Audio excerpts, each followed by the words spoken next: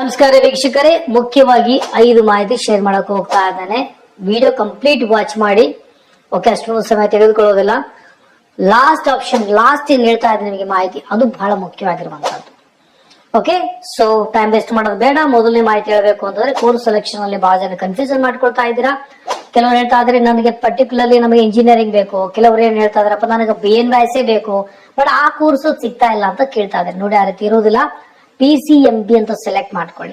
ನೀವು computer science select ಮಾಡಿಸಿದ್ರೆ PCM ಬೇಕಾದ್ರೆ ಸೆಲೆಕ್ಟ್ ಮಾಡ್ಕೊಳ್ಬಹುದು, PCM ಬೇಕಾದ್ರೆ ಸೆಲೆಕ್ಟ್ ಮಾಡ್ಕೊಳ್ಬಹುದು. ಬಟ್ ನೀವು PCMB ಸ್ಟಡಿ ಮಾಡಿದ್ರೆ PCMB ಸೆಲೆಕ್ಟ್ ಮಾಡ್ಕೊಳ್ಳಿ. ಎಲ್ಲಾ ಕೋರ್ಸಸ್ ರ್ಯಾಂಕಿಂಗ್ ಬರ್ತದೆ, ನೀವು ಎಲಿಜಿಬಲ್ ಆಗ್ತೀರಾ. ಕೌನ್ಸಿಲಿಂಗ್ ಸಂದರ್ಭದಲ್ಲಿ, ಆಪ್ಷನ್ ಎಂಟ್ರಿ ಮಾಡೋ ಸಂದರ್ಭದಲ್ಲಿ ನಿಮ್ಗೆ ಅಲ್ಲಿ ವಿಸಿಬಲ್ ಆಗ್ತವೆ. ಕನ್ಫ್ಯೂಷನ್ ಮಾಡ್ಕೊಳ್ಬೇಡಿ. ಓಕೆ, PCMB ಅಂತ ಸೆಲೆಕ್ಟ್ ಮಾಡ್ಕೊಳ್ಳಿ. ಎಲ್ಲಾ ಕೋರ್ಸಸ್ಗೂ ಎಲಿಜಿಬಲ್ ಆಗ್ತೀರಾ. ಮತ್ ಕೆಲವು ಜನ ಕೇಳ್ತಾ ಇದಾರೆ, ಸರ್ ನನಗೆ ಐಶ್ ಬೇಕು ನನಗೆ, ಬಟ್ ಅಲ್ಲಿ ಐಶ್ ಕೋರ್ಸ್ ಸಿಗ್ತಾ ಇಲ್ಲ. ಡೆಂಟಲ್ ಬೇಕು ಅಲ್ಲಿ, ಅದು ಸಿಗ್ತಾ ಇಲ್ಲ ಅಂತ ಕೇಳ್ತಾ ಇದ್ದಾರೆ. ನೋಡಿ, UG ನೀಟ್ ಸೆಲೆಕ್ಟ್ ಮಾಡ್ಕೊಳ್ಳಿ. ನೀಟ್ ಸೆಲೆಕ್ಟ್ ಮಾಡ್ಕೊಂಡ್ರೆ ನಿಮ್ಗೆ MBBS, ಡೆಂಟಲ್, ಆಯುಷ್ ಅಂದ್ರೆ ಆಯುರ್ವೇದಿಕ್ ಆಗ್ಲಿ, ಹೋಮಿಯೋಪತಿ ಆಗ್ಲಿ, ಯುನಾನಿ ಆಗ್ಲಿ, ಎಲ್ಲದಕ್ಕೂ ಏನಪ್ಪಾ ನೀವು ಎಲಿಜಿಬಲ್ ಆಗ್ತೀರಿ. UG ನೀಟ್ ಅಂತ ಸೆಲೆಕ್ಟ್ ಮಾಡ್ಕೊಳ್ಬೇಕು. ಆಮೇಲೆ ಆರ್ಕಿಟೆಕ್ಚರ್ ಅಂತ ಬಂದಾಗ ಅದನ್ನು ಸೆಲೆಕ್ಟ್ ಮಾಡ್ಕೊಳ್ಳಿ. ಅಂದ್ರೆ ನೀವು ನಾಟ ಆಗ್ಲಿ ಅಥವಾ ಪೇಪರ್ 2 ಪರೀಕ್ಷೆ ಬರೆದಲ್ಲಿ ಎಲಿಜಿಬಲ್ ಆದ್ರೆ ನೀವಿಲ್ಲಿ ಕೌನ್ಸಿಲಿಂಗ್ ನಲ್ಲಿ ಪಾರ್ಟಿಸಿಪೇಟ್ ಮಾಡೋದಕ್ಕಾಗಿ ನಿಮಗೆ ಆರ್ಕಿಟೆಕ್ಚರ್ ಸೆಲೆಕ್ಟ್ ಮಾಡ್ಕೊಳ್ಬೇಕು. ಕೋರ್ಸ್ ಸಂದರ್ಭದಲ್ಲಿ ದಯವಿಟ್ಟು ಕನ್ಫ್ಯೂಸ್ ಮಾಡ್ಕೊಳ್ಳೋದು ಬೇಡ, ತಿಳಿತು ಅನ್ಕೋತೀನಿ. ಇದು ಮೊದಲನೇ ಮಾಹಿತಿ. ಆಮೇಲೆ ಮುಖ್ಯವಾಗಿ ಎರಡನೇದು, ಮತ್ತೆ ಬಹಳ ಸಲ ಹೇಳಿದೆ ನಿಮಗೆ, OBC ಮತ್ತು EWS ಅಂತ ವರ್ಡ್ ಏನಿದೆ ನೋಡಿ, ಈ ವರ್ಡ್ ಏನಪ್ಪಾ ಅಂದ್ರೆ KE ನಲ್ಲಿ ಯೂಸ್ ಆಗೋದಿಲ್ಲ. ನೀವು OBC ಸರ್ಟಿಫಿಕೇಟ್ ತಂದು ಇಲ್ಲಿ RD ನಂಬರ್ ಹಾಕ್ತೀನಿ, EWS ತಂದು ಇಲ್ಲಿ RD ನಂಬರ್ ಹಾಕ್ತೀನಿ, ಆ ರೀತಿ ಬರೋದಿಲ್ಲ. ನೀವು 2A ನ 2B ನ 3A 3B SC ST ಈ ರೀತಿ ಬಂದ್ರೆ ಕರ್ನಾಟಕದಿಂದ ಕಾಸ್ಟ್ ಅಂಡ್ ಇನ್ಕಮ್ ಸರ್ಟಿಫಿಕೇಟ್ ಅದನ್ನ ತೆಗೆದುಕೊಂಡು RD ನಂಬರ್ ಹಾಕಿದ್ರೆ ನೀವು ಎಲಿಜಿಬಲ್ ಆಗ್ತೀರಿ.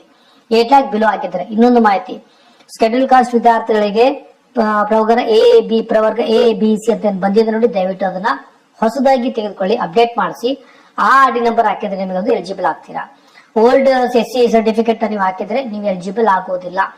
ನೆನಪಿರ್ಲಿ, ಕ್ಲಿಯರ್ ಆಯ್ತು ಅನ್ಕೋತೀನಿ. ಆಮೇಲೆ OBC EWS ಇದು ವರ್ಡ್ ಯೂಸ್ ಆಗೋದಿಲ್ಲ, ದಯವಿಟ್ಟು ಅದು ಮಾಡೋದು ಬೇಡ. ಮತ್ತೆ NCL ಸರ್ಟಿಫಿಕೇಟ್ ಸಂಬಂಧಪಟ್ಟನು ಬಹಳ ಜನ ಇನ್ಸ್ಟಾಗ್ರಾಮ್ ನಲ್ಲಿ ಕ್ವಶನ್ ಕೇಳ್ತಾ ಇದ್ದೀರಾ. NCL ಅನ್ನೋ ವರ್ಡ್ ಏನಿದೆ, ಪರಿಶೀಲನಾ ಪ್ರಮಾಣ ಪತ್ರ ಏನಿದೆ, ನಾನ್ ಕ್ರಿಮಿಲಿಯರ್ ಸರ್ಟಿಫಿಕೇಟ್ ಏನಿದೆ ನೋಡಿ, ಅದು ನೀವು ಒಂದು ಜನರಲ್ ಮೆರಿಟ್ ಆಗಿದ್ದು ರೂರಲ್ ಕ್ಲೇಮ್ ಮಾಡ್ಕೊಳ್ಬೇಕನ್ನಂಗಿದ್ರೆ ಮಾತ್ರ ಈ ಒಂದು ಪರಿಶೀಲನಾ ಪ್ರಮಾಣ ಪತ್ರ ತಹಸೀಲ್ದಾರ್ನಿಂದ ಪಡ್ಕೊಳ್ಬೇಕು. ಕ್ಲಿಯರ್ ಆಯ್ತು ಅನ್ಕೋತೀನಿ. ಅಥವಾ ನೀವು ಒಟ್ಟಾಗಿ 8 lakh ಅಬೋ ಇತ್ತು, ನಿಮಗೆ ಯಾವ್ದೇ ರೀತಿ ಏನಪ್ಪಾ ಅಂದ್ರೆ 2A 2B ಈ ರೀತಿ ನಿಮಗೆ ಸರ್ಟಿಫಿಕೇಟ್ ಸಿಕ್ಕಿಲ್ಲ ಅಂದ್ರೆ ನೀವು ಜನರಲ್ ಮೆರಿಟ್ ಗೆ ಆಗ್ತೀರಿ. ಜನರಲ್ ಮೆರಿಟ್ ವಿದ್ಯಾರ್ಥಿ ಆಗಿದ್ರೆ ರೂರಲ್ ಅಲ್ಲಿ ಸ್ಟಡಿ ಮಾಡಿದ್ದು ಕ್ಲೇಮ್ ಮಾಡ್ಕೊಳ್ಬೇಕು ಅಂದ್ರೆ ಕಂಪಲ್ಸರಿ ಪರಿಶೀಲನಾ ಪ್ರಮಾಣ ಪತ್ರ RD ನಂಬರ್ ಎಲ್ಲ ಹಾಕಿದ್ರೆ ನೀವು ಎಲಿಜಿಬಲ್ ಆಗ್ತೀರ. ಅದು ಬೇಕೇ ಬೇಕಾಗುತ್ತೆ. ಕ್ಲಿಯರ್ ಆಯ್ತು ಅನ್ಕೋತೀನಿ. ಇನ್ಸಿಯಲ್ ಸರ್ಟಿಫಿಕೇಟ್ ಬಗ್ಗೆ OBC no use, EWS no use, ಇವೆಲ್ಲ ನಿಮಗೆ ಸೆಂಟ್ರಲ್ ಗವರ್ಮೆಂಟ್ MCC ಅಂಡರ್ ನಮಗೆ ಬೇಕಾಗುವಂತದ್ದು. ಬಟ್ ಕರ್ನಾಟಕದಲ್ಲಿ OBC EWS ಬೇಕಾಗಲ್ಲ. 2A 2B 3A 3B SC ST ಇವೆಲ್ಲ ನಿಮಗೆ ಅನುಕೂಲ ಆಗುತ್ತೆ. EWS no use, OBC no use. Okay, ಮಾಹಿತಿ ಹೇಳ್ಬೇಕು ಅಂತಂದ್ರೆ, ಸೊ ನೋಡಿ, ಈ ಒಂದು ಅಪ್ಲಿಕೇಶನ್ ಹಾಕುವಾಗ ನೀವು particular 2A no 2B no 3A no 3B no ಅಂತ ಅಲ್ಲಿ ನೀವು ಸೆಲೆಕ್ಟ್ ಮಾಡ್ಕೊಂಡಿರ್ತೀರಿ ಅಂದ್ರೆ ಜನರಲ್ ಮೆರಿಟ್ ಹೊರತುಪಡಿಸಿ ನೀವು ಬೇರೆ ಒಂದು OBC ಅಂಡರ್ ಬರುವಂತಹ ಕೆಟಗರಿ ಇವೆಲ್ಲ ಇದನ್ನು ಸೆಲೆಕ್ಟ್ ಮಾಡಿ RD ನಂಬರ್ ಹಾಕೆಲ್ಲ ಓಕೆ ಮಾಡಿ ನೀವು ಪ್ರಿಂಟ್ ತೆಗೆದುಕೊಂಡಾಗ ಅಲ್ಲಿ ನಿಮಗೆ ಜನರಲ್ ಮೆರಿಟ್ ಅಂತ ಬರ್ತಾ ಇದೆ. ಅದ್ರ ಬಗ್ಗೆ ಕನ್ಫ್ಯೂಷನ್ ಬೇಡ. ಎಡಿಟಿಂಗ್ ಆಪ್ಷನ್ ಎಡಿಟ್ ಮಾಡ್ಕೊಳ್ಳಿ. ಅಂದ್ರೂ ಫೈನಲಿ ನಿಮಗೆ ಆ ಪ್ರಿಂಟ್ ಆಪ್ಷನ್ ಅಲ್ಲಿ ಬಂದ್ರೆ ಆ ರೀತಿ ಭಯ ಪಡಬೇಡಿ, ಅದು ಎರರ್ ಇದೆ, ಅದನ್ನ ಅವರು ಸರಿಪಡಿಸ್ತಾರೆ. ಅದ್ರ ಬಗ್ಗೆ ವರಿ ಮಾಡಬೇಡಿ. ಬಹಳ ಜನ ನೋಡಿದ್ದೇನೆ, ಸೊ ನಾ 2A ಇದ್ದೀನಿ ಬಟ್ ನನ್ನ ಜನರಲ್ ಮೆರಿಟ್ ಅಂತ ಬಂದಿದೆ ಅಂತ ಇದೆ, ಅದನ್ನ ನೀವೇನಪ್ಪಾ ಅಂದ್ರೆ ಎಡಿಟ್ ಆಪ್ಷನ್ ಇದೆ, ದಯವಿಟ್ಟು ಅದನ್ನ ಎಡಿಟ್ ಮಾಡ್ಕೊಳ್ಳಿ. ಓಕೆ, ಬಹಳ ಜನ ಕೇಳ್ತಾ ಇರೋದು ಕೇಳ್ತಾ ಇದ್ದೀನಿ. ಆಮೇಲೆ 4ನೇ ಮಾಹಿತಿ ಹೇಳ್ಬೇಕು ಅಂದ್ರೆ, ಲಿಂಗ್ವಿಸ್ಟಿಕ್ ಮತ್ತು ರಿಲಿಜಿಯಸ್ ಸಂಬಂಧಪಟ್ಟ ಹಾಗೆ ನೋಡಿ, ಲಿಂಗ್ವಿಸ್ಟಿಕ್ ಅನ್ನೋ ವರ್ಡ್ ಬಂದಾಗ ಯಾವುದೇ ರೀತಿ ತಹಸೀಲ್ದಾರಿಂದ ಪಡ್ಕೊಳ್ಳುವಂತ ಅವಶ್ಯಕತೆ ಇರುವುದಿಲ್ಲ. ಓಕೆ, ಅದು ಸ್ಟಡಿ ಸರ್ಟಿಫಿಕೇಟ್ ಪ್ರಕಾರನೇ ಅನೆಕ್ಷರ್ 5 ಮತ್ತು 5 ಸರ್ಟಿಫಿಕೇಟ್ ನ ನೀವು ಸ್ಕೂಲ್ ಇಂದ ಪಡ್ಕೊಂಡು BO ಸಿಗ್ನೇಚರ್ ತೆಗೆದುಕೊಂಡ್ರೆ ಲಿಂಗ್ವಿಸ್ಟಿಕ್ ನೀವು ಎಲಿಜಿಬಲ್ ಆಗ್ತೀರಿ. ರಿಲಿಜಿಯಸ್ ಅನ್ನೋ ವರ್ಡ್ ಬಂದಾಗ ತಹಸೀಲ್ದಾರರಿಂದ ಪಡ್ಕೊಳ್ಬೇಕಾಗತ್ತೆ. ಅದು ಮುಸ್ಲಿಂ ಮೈನಾರಿಟಿ ಆಗಿರಬಹುದು ಅಥವಾ ಕ್ರಿಶ್ಚಿಯನ್ ಮೈನಾರಿಟಿ ಆಗಿರಬಹುದು. ಬಟ್ ಮುಖ್ಯವಾಗಿರುವಂತಹ ಮಾಹಿತಿ ಹೇಳ್ಬೇಕು ಅಂತಂದ್ರೆ, ಇದು ಏನಪ್ಪಾ ಅಂದ್ರೆ KE ಡೈರೆಕ್ಟರ್ ಇದೆ, KE ಅವರಿಗಿದೆ. ಏನಪ್ಪಾ ಅಂದ್ರೆ ದಯವಿಟ್ಟು ನೋಡಿ, ಹೆಲ್ಪ್ ಡೆಸ್ಕ್ ಇದೆ, ಫೋನ್ ನಂಬರ್ ಇದೆ, ಅದು ಒಟ್ಟಾಗಿ ಕನೆಕ್ಟ್ ಆಗೋದಿಲ್ಲ. ದಯವಿಟ್ಟು ಅದನ್ನ ಒಂದು ಸ್ವಲ್ಪ ಸರಿಪಡಿಸಿ. ಬಹಳಷ್ಟು ಸಮಸ್ಯೆ ಇರ್ತವೆ. 400 to 500 ಕಿಲೋಮೀಟರ್ ದೂರ ಇರುವಂತಹ ವಿದ್ಯಾರ್ಥಿಗಳು ಇರ್ತಾರೆ.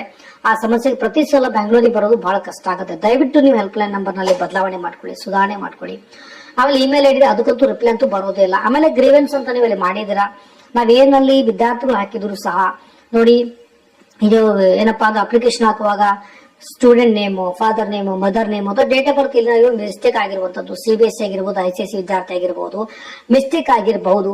ಸೊ ದಯವಿಟ್ಟು ಅದೇನಪ್ಪಾ ಅಂದ್ರೆ ಹಾಕಿದ್ರು ಸಹ, ಗ್ರೀವೆನ್ಸ್ಗೆ ಹಾಕಿದ್ರು ಸಹ ದಯವಿಟ್ಟು ಯಾವುದೇ ರೀತಿ ರಿಪ್ಲೈ ಅಂತೂ ಬಂದಿಲ್ಲ, ದಯವಿಟ್ಟು ಅದಕ್ಕನ್ನ ರಿಪ್ಲೈ ಮಾಡಿ, ಅದನ್ನ ಎಡಿಟ್ ಮಾಡಿ, ಅದರಲ್ಲಿ ಸ್ವಲ್ಪ ಬದಲಾವಣೆ ಮಾಡ್ಕೊಳ್ಳಿ ಅಂತ ನಾನು ಕೆ ಅವರಿಗೆ ತಿಳಿಸ್ತಾ ಇದ್ದೀನಿ. ಇಲ್ಲಪ್ಪ ಅಂದ್ರೆ helpline no use, email ID ಇಲ್ಲ, ವಾಟ್ಸ್ಆಪ್ ಉಪಯೋಗ ಇಲ್ಲ, ಆಮೇಲೆ ನೀವು ಏನು ಗ್ರೀವೆನ್ಸ್ ಅಂತ ಮಾಡಿದಿರಾ ಸ್ಟೂಡೆಂಟ್ಗಳಿಗೆ, ಸೊ ಅದ್ರದ್ದು ಯಾವುದೇ ರೀತಿ ಉಪಯೋಗ ಅಂತ ಆಗ್ತಾ ಇಲ್ಲ. ದಯವಿಟ್ಟು ಸುಧಾರಣೆ ಅನ್ನೋದರಲ್ಲಿ ತನ್ನಿ.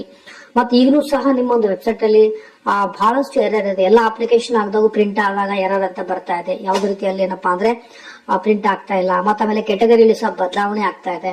ಮತ್ತೆ OTP ಸಹ ಬಹಳ ಡಿಲೇ ಆಗ್ತಾ ಇದೆ. OTP 1 ಮಿನಿಟ್ ಟೈಮ್ ಕೊಡ್ತಾರೆ ಅವ್ರು. ಪೇರೆಂಟ್ಸ್ ಹಿಂಗ್ ಹೇಳೋ ಒಳಗಡೆ ಏನಪ್ಪಾ ಅಂದ್ರೆ ಅದು OTP ಎಕ್ಸ್ಪೈರ್ ಆಗ್ತಾ ಇದೆ.